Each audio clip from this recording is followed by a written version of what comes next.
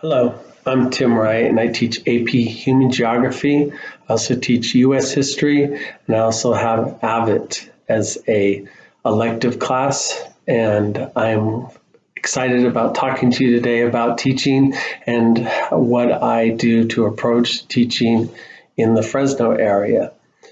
So one of the things that I have to do is look at the standards of AP class, and that's what I'm going to focus on mostly as I talk.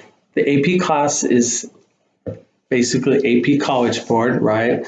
And it's a very interesting course, and it's a very important course that builds background knowledge for your incoming freshmen.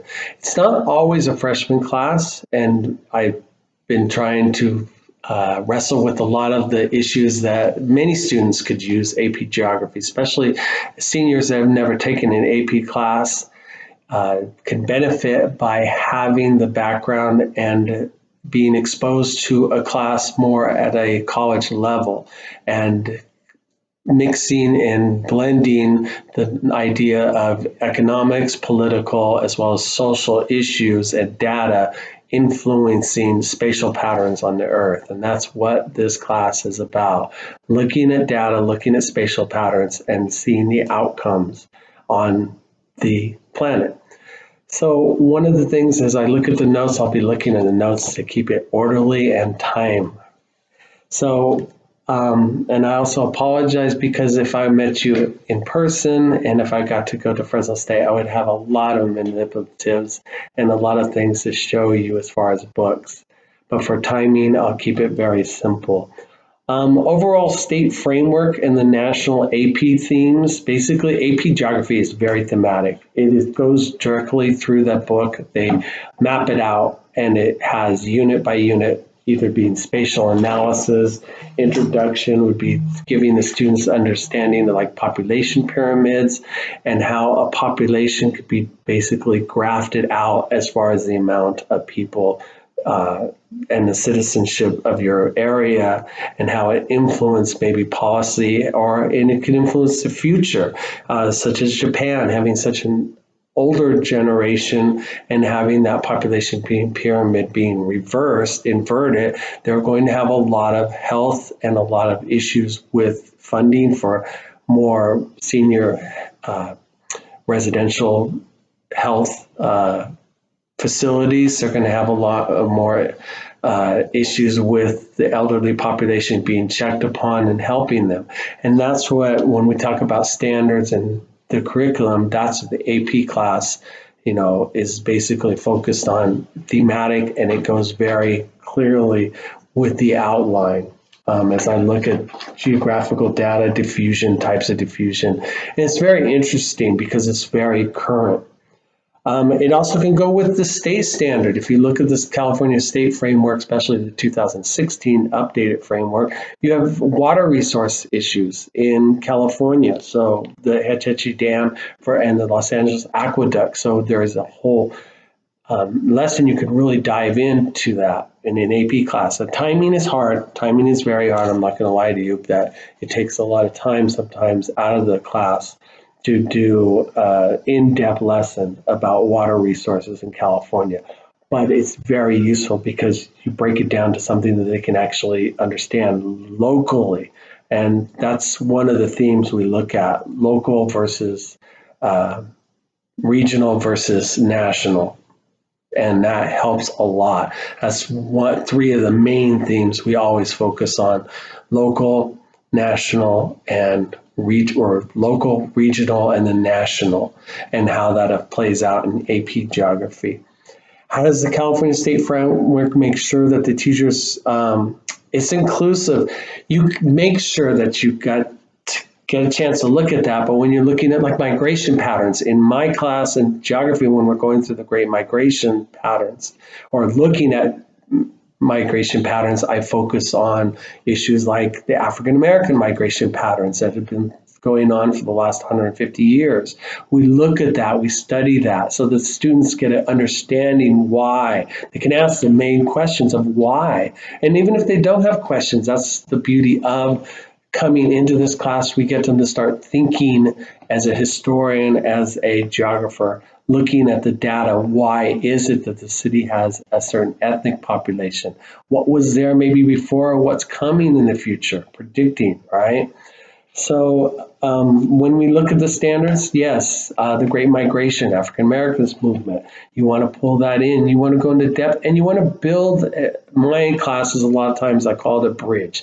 It's a bridge to the upper division classes, maybe AP US History, AP Econ, AP Psych, all these classes that they could take, or even gifted or even GATE classes that they take in the future, that it bridges that gap of understanding how to look at the humanistic and how to look at historical events and how it influenced the current events.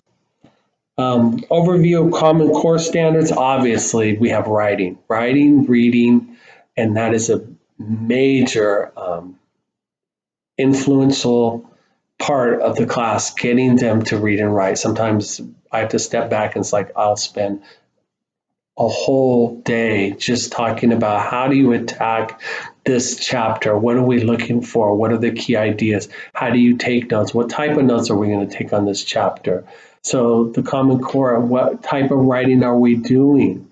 What type of reading is this? This is a novel base or is this all data driven, right? And that is hard to do some with freshmen. That is a reality. Thinking like a historian, that's just it. That's seventh and eighth grade. They come to us with a lot of great skills. They come to us, learning US history, and a lot of them start to make those connections.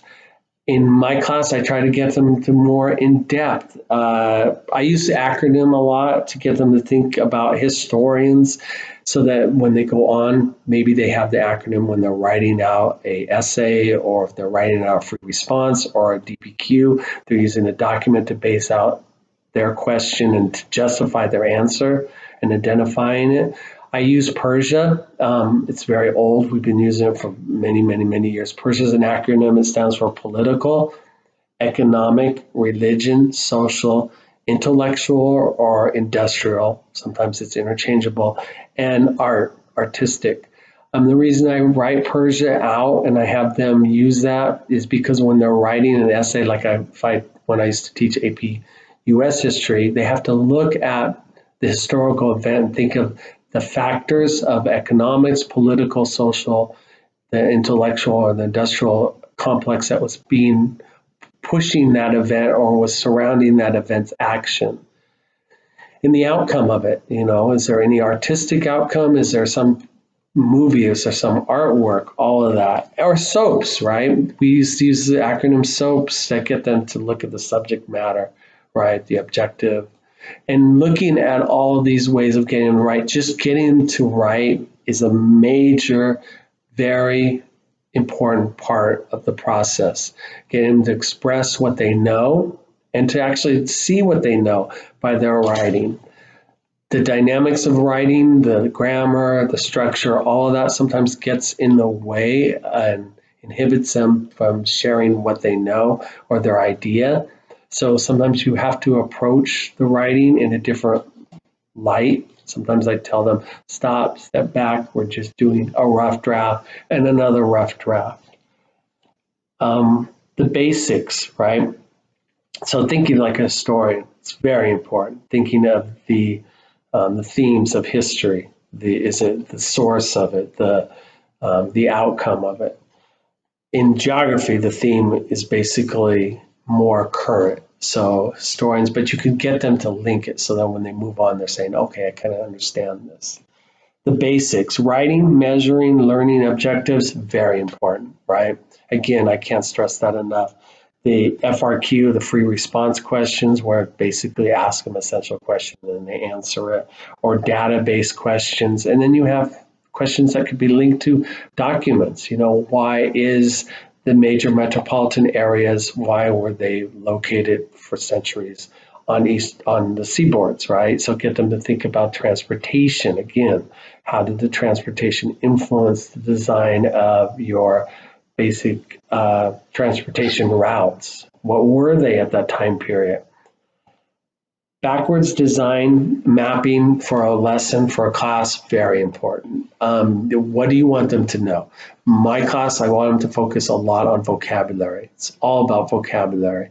I can't go over that more and more enough. There's always ways of doing vocabulary. No way is perfect. You know, in the old days, you have vocab cards, you have flashcards, you have all the things on the internet you can use. You can play the games where the word flashes and they try to guess what it is. Any way to get them to learn vocabulary. It is a basic, essential, fundamental essential that they need to know. It's about the vocabulary, especially with the students that I have. A lot of them are second language learners. A lot of them come to me with different backgrounds. And essential questions, just getting them to see that, the essential question, why? Why did the coronavirus spread so fast? Why did it go through hubs? What is the transportational system with airlines? Why is it that we have huge airports at certain locations? All of those essential questions. And my class is very easy. It's very fun to do because you got it made. Why do certain cities have sports teams? Why did Oakland Raiders move to Las Vegas? Getting those essential questions, sometimes getting at their level, that's the hook for the class, right? Formative versus the assessments. We all struggle with this. This is something that you will find sometimes in certain classes. It goes better where you have a formal assessment and you actually ask them, do they understand the causes of the presidential, outcomes of Nixon's presidential policies, foreign policies with China. Those are clear-cut, gradable things. And then you have sometimes where formative, where you're trying to get them to learn it and to actually interact with it. In human geography, we use a lot of data. So when we're asking, why does the impression of people from outside the Fresno area see us as being such a negative environment, negative city? Not always. Many of us that live here, we understand it. We understand the house prices are a lot better than San Francisco and Los Angeles. We understand the weather, though, is quite demanding some months. But thank God they don't know that the other months are not that demanding. We understand that they see just one route into the city. Can you imagine everybody that visits Manhattan, and we take them directly from the airport and we drive them through Yonkers and through areas of New York City that are not, the most ideal tourist areas. And that's just it. That's the data driven, but getting them to see those questions, those essential questions, and getting them to be able to answer them or come up with their own question. Do they really understand the material? Do they understand it? Project-based learning, that's one of the ways we can get them to do that. In my class, I do use a lot of project-based learning. I have them design where we should put factories.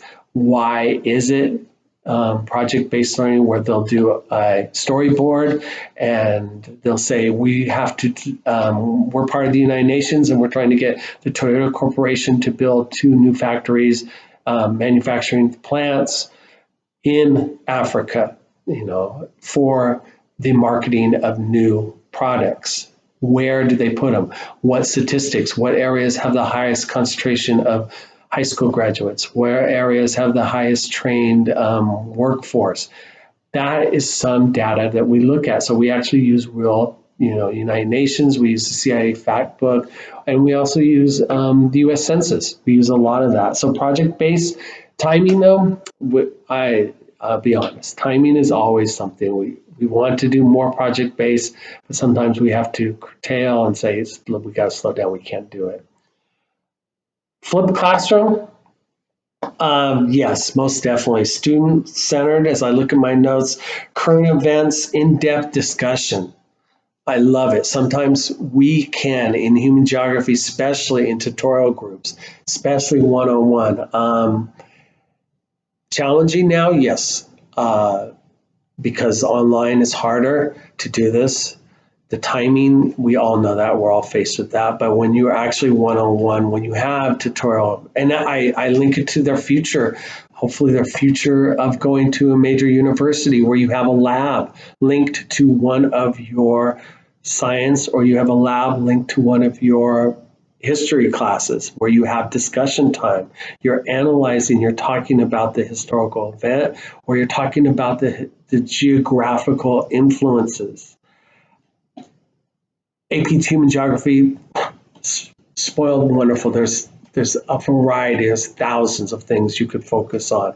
From the political chapter talking about politics and how we divide the United States and how we have this regional dilemmas of this region versus that region. That's a cultural historical aspect.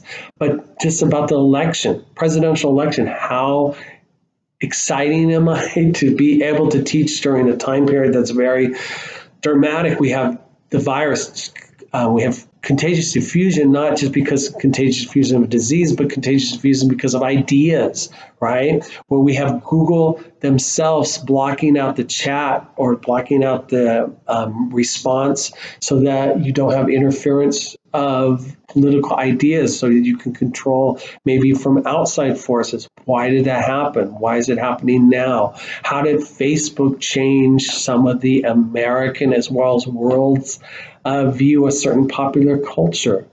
You have TikTok, which talk about pop culture and the spread of it, contagious diffusion as well as stimuli diffusion, certain songs, certain videos, certain dance moves.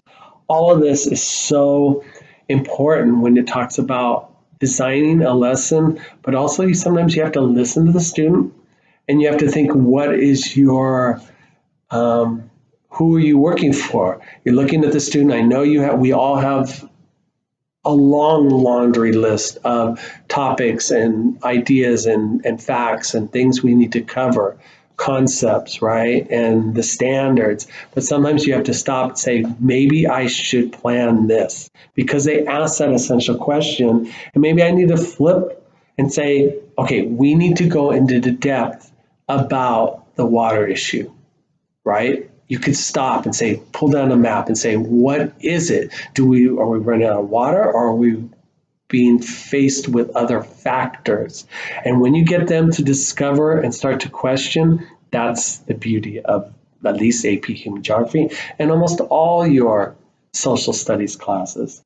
The closure of the lesson, to close a lesson or to even think about it. Sometimes lessons never close. My wonderful and unique experience of being in ninth grade, almost all my students are ninth graders, is seeing them come back, or actually having the joy of seeing them when they're taking AP Econ as a senior and saying, now I understand why gross domestic product, why the economies affect the economies of the world. Now I understand globalization more at a higher level. Sometimes it takes those years of maturity to get there.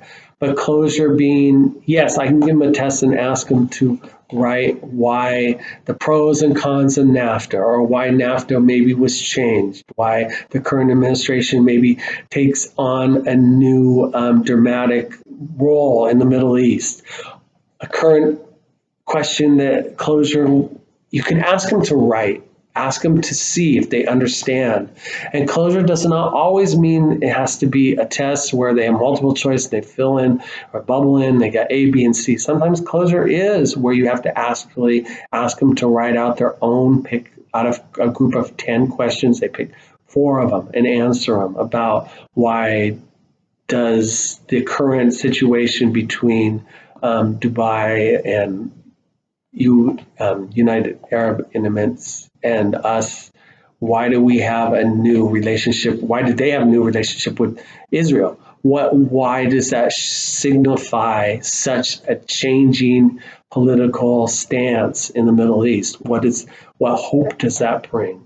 That's a question, a very high level question, but some students won't have any of that background. They weren't here that day. Maybe you lectured, showed a movie, or they don't have the access to those current events. So lesson closure, like I said, is a big deal. It's very broad. Sometimes teachers struggle over that, especially with their colleagues, especially in this current issue or current teaching environment, PSL, learning communities, all that, PLs and all that, personal learning communities, as well as you have the Common Core, and you have to check off boxes. And sometimes administrators come in and say, you should be on the same theme, same page.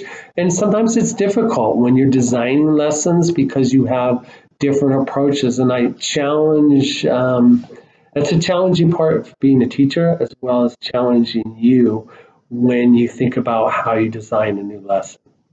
So I um, wish you sometimes best of luck, because sometimes it's just learning what works and what doesn't work.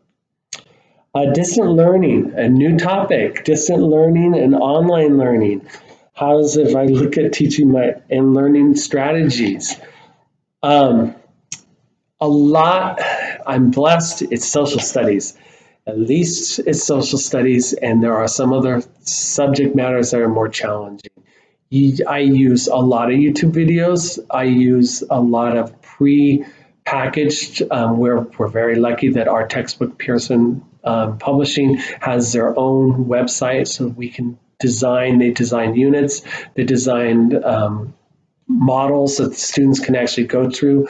AP now has great lessons. They're getting better and better. So AP Central, or College Board, I should say, has their own lesson design. So that if you are, I say sometimes spoiled, but not, because AP is a challenge. AP classes are a challenge. You put in a lot of work, but they do have more new material out there for us. So you have an AP online lessons you can use, and they generate. They have movies that go with it. They go over the themes. They go over the units. We have all sorts of ways of teaching using online and distant learning. It is hard sometimes because you don't get to see the students and their eye opening, or read. Are they understanding what you're talking about, or you can't ask them the specific questions. I Technology. It's AP Geography. Technology is not, you have to have it. It's vital. It's not, you have to have the laptops. You have to have the access to the data, so that you can pull up Google Earth and you can actually ask them, look at Google Earth and let's do an analysis. One of the simple little lessons we did was Dubai. We looked at Dubai, and we looked at what are some of the islands of Dubai that they were developing. The country of Dubai was developing these islands for recreational tourists, and they were stopped. Basically, they stopped construction on these islands in 2008. So you identify the recession, you identify a world economy, and then you identify Dubai being a major hub for transportation and the product of oil, and how petroleum is such a vital asset and resource to that country. And then we talked about the current events of the World Cup being hosted there, right?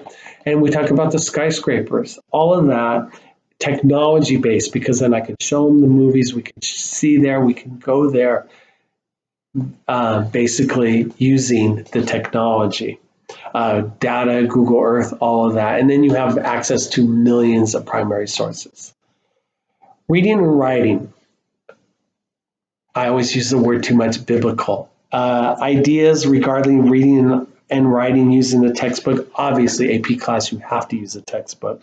Primary and secondary sources, the data as far as the US Census, we use that a lot in an AP class. So how do I use the textbook? I spend lesson after lesson. I do have to, because as California, we all know, we have a lot of second language learners. We have a lot of different levels in all classes, in all economic areas. You have students that are bilingual and trilingual, very spoiled in cases where you have a student coming from another country and they can speak and read and write three languages. So when you read and write, yes, we spend days talking about notes, note taking. Is it Cornell note style? Is it a free style where you can have open notes? Is it laundry list of notes? What type of notes? What are we going to use the notes for? Do you have a summary? Do you understand the notes? Do you interact with the notes? Do you go back and look at the notes? And being in this environment, sometimes we have electronic notebooks using just a simple PowerPoint. Sometimes we have notes where they turn them in online and we check. In the old days, we always had them have their own notebook just specifically for the AP classes, where they take notes and they answer essential questions or an FRQ and they write it out. They practice writing. And that is a very important part of it, the writing. Ideas about writing, like I said, I use the acronym PERSIA a lot to get them to focus on, did they cover at least 4 or 5 of the main points if you're writing a historical narrative or you're writing a geography proposal saying why something happened as far as because of people's movement, economies, wars, political factors that influence the movement of people or the pulling of people to a place, right? Uh, Use of music, very important. Use of music all the time. I use music. I used music this morning. I was playing Middle Eastern songs to get them to see how it may have influenced the Spanish and music that maybe because of colonialism and imperialism influenced the design of Hispanic music coming into Mexico. You have certain instruments and understanding there's always that building block. Music is a gift in social studies, right? If you can't time music, sometimes it's hard because of timing. And as I faced it with this year, talking about the Great Migration and talking about the movement of African Americans in the North right after, during Reconstruction, the sharecroppers moving. And you have the movement of jazz, the birth of jazz. And you always want to tie that music in as the culture moves. As well as food. I use food all the time. You can't, I mean, food is a gift. We talk about the hearts of the American people, how they love certain food, right? The hot dogs, why do they go with, America's love to pork rinds, and how the food and the culture of the food travels with the people that move, right?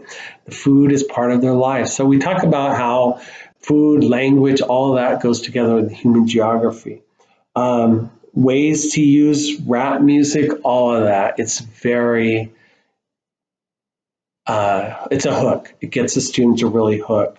And it really gets them to say, oh, that's why, you can use, obviously, you have rap music for East Coast versus West Coast, and how did it transfer to, now mainstream. Assignments and projects and units, assignment ideas, lots. For AP Geography, for any social studies class, remember to always look at the artistic part of it, the cultural part of it, and then the political and economic part. Sometimes we miss the economic part. We don't talk to them or don't teach them some simple things about economics. So when we talk about the Great Migration, do we really focus on the sharecroppers, why they moved, what was their average income, why were the jobs in the North? And that migration shows the cities and urbanization growing for my class when we talk about urban geography and we talk about the cities and where did a lot of the immigrants or the displaced or pulling of people from the south to the north. Where did they live? Did they live on the suburbs? Did they live on the outskirts where they're such, we're just suburbs. So we focus on that aspect. Ways to integrate current events. It's all about current events. AP Human Geography is all about current events, what's happening now. Like I said before, we have the election. So the Electoral College, I'll go into depth about maybe why, some background, more that's more of US history, but I definitely show them why maybe a state might favor a certain political party because of the economics, the political, the cultural, the aspects of that. So then they can predict or they can judge, right, using data. That's the main thing, using data. Very important, how to work with students of particular age and this particular level. Ninth grade is challenging. You have to break it down to their level. You have to really look at it. You have to really think, okay, this is what we can do. This is what we can't do. As far as level of understanding, sometimes I have to step back. How to work with students that are IEPs and 504s and EL students. Those are all things, or those are all issues that you will be faced with. Doesn't matter if you have an AP class or if you have just a regular class. And I shouldn't just say regular class, because all classes are important. All classes are regular. So if you have an AP class, you're going to have 504s. You're going to have students that may be second language learners, or a student that might be challenged. And it's really important to look at obviously their 504s and their strengths and what you can accommodate. That's the big thing, accommodation, right? I'm very flexible accommodation, because to me it's about the learning process. If I can get them to learn and become ownership of their learning, then it helps my colleagues in the future, that they don't have to struggle with certain aspects of teaching them. How to take notes, or how to look at your notes and actually review your notes and look at that and say, okay, I don't understand why I wrote this. And that's for all students. Sometimes its approach is to think of all your students, having their own independent academic plan. All students have to have something that they need help in, or something they're good at that can help other students. Don't forget that. Engaging the learners, you got it made. It's social studies, and the word social studies. Occasionally you find somebody that shuts down. That's just life. Maybe just being nice, friendly, sometimes helps. But stern, it's just sometimes to get their background, to see what their likes are, and to see what they have as hobbies helps a lot. And that you could build sometimes on that. And they rise up. And sometimes you don't. Ninth grade, like I said, sometimes we don't see the progress. We don't see the light go on until 10th grade or 11th grade or 12th grade or college, or life after high school, when they come back or they see you at the mall and they say, I really liked your class. And you thought, wow, I don't even remember their name. I don't remember them saying anything, because they just sat there. But somehow you touched, you got them to think about the current, the past, and you actually made an effect on them. Classroom management, you've got to just, it's hard. You got to make sure that you set the tone at the beginning. You got to make sure that you standardize your goals as well as your expectations. You got to make sure that students understand where you're coming from, your job and their job.